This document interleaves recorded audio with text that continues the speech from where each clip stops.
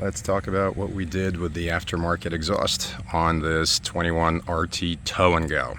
Since I've received so much crap in the last video for not actually firing up the AWE exhaust, despite giving the disclaimers that my phone doesn't capture volume very well, I am taking that video down and replacing it with this. Hopefully it helps, or probably still doesn't for some of you, either or. So let's go for that.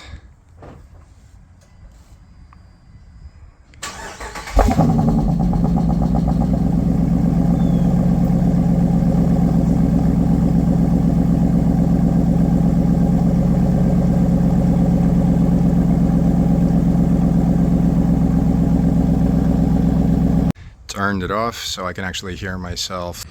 First and foremost, the important call out is that the Tow and Go has from factory SRT type exhaust. So the factory SRT exhaust, and I should have done a video of that before this was taken off, but from what I understand, it's the pipe outlet before the tip is a 2.5-inch diameter. Just please revalidate for those of you with the Tow and Go. And then the exhaust tip outlet is 4-inch.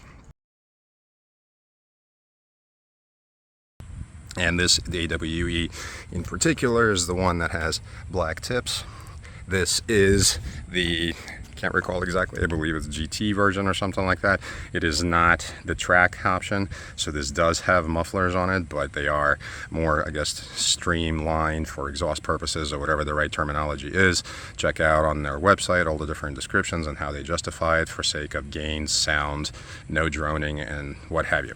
So cosmetically anyway, when you get black tip exhausts, especially something this large, what I didn't think about is that when you have a black car, they tend to, I guess you could say, kind of blend in a little bit with the rear valence, which is great, looks cool, but because at least I have OCD, somebody sitting like in a lower sedan some distance behind you looking at this, what they may be more likely to see is not so much the immediate large black surround, but the pipe itself that it sits on back there on the inside. So it almost makes it look like the exhaust is smaller, if that makes sense. As far as dimension, this AWE, the outlet is 5.5 inches. I didn't get a chance to get in there and try to see what the inner pipe measurement is. I'm pretty sure on the website you can figure it out.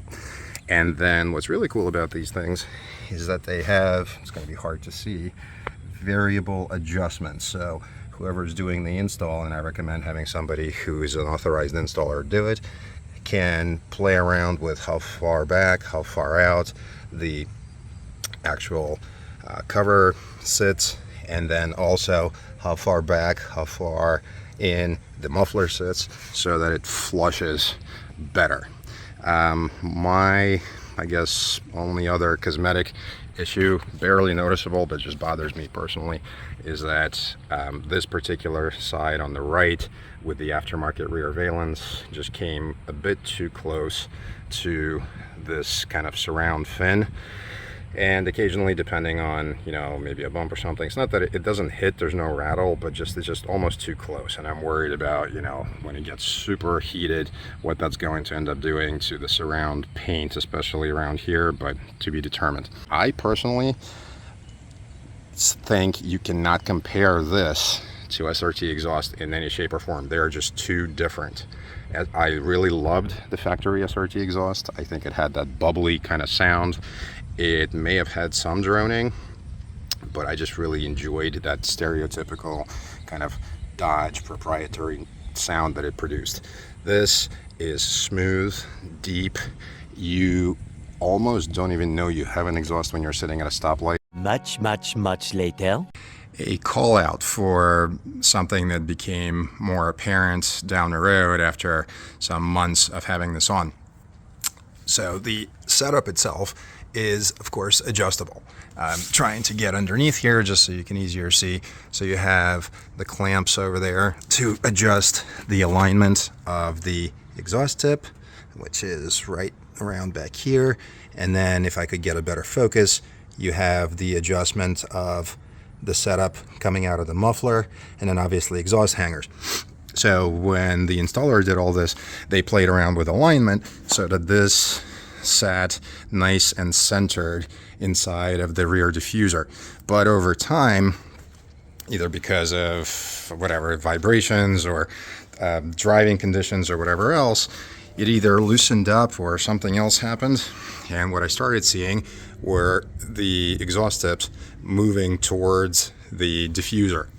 So much so that it went from being centered, the left one, driver side, so far is okay, although you can tell it's not as centered as it ought to be, and to the passenger side, the right side, where we had direct impact of the vibrations of the exhaust tip straight onto the diffuser, and you have some paint chip as a result.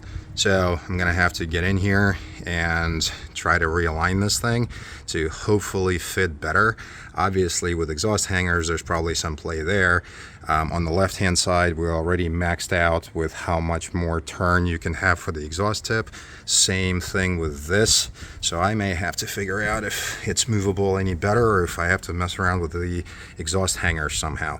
But again, just wanted to call that out. While at it, the description of this rear diffuser and where it came from is one of my other videos about all my cosmetic setup that came out of Sorona.